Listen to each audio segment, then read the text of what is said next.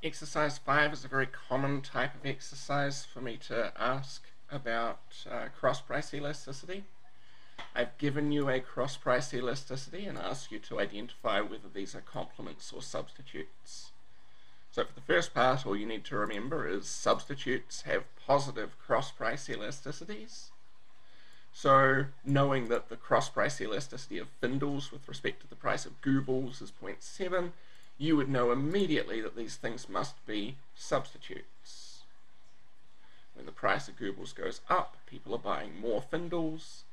They're buying them instead of the Google's, so it must be that these things are substitutes.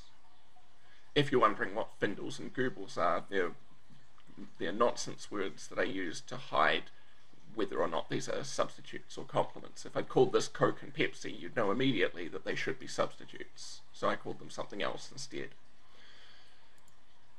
For the second one, we've got a numerical exercise, and what you'll see is that this is just very, very similar to all of the price elasticity of demand exercises.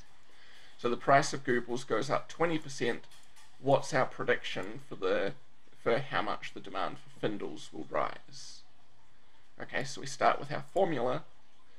Cross-price elasticity of demand is equal to percentage change in quantity demanded divided by percentage change in the price of the other good.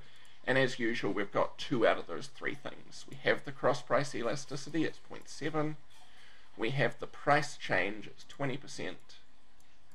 And so we just need the quantity change. So we set up our equation like this, multiply both sides by 20%, and we're going to be done. Multiply both sides by 20%, we get 14%. That's our prediction for how much of a change in quantity we will get if the price of Google's goes up 20%. The demand for Findles will rise 14%.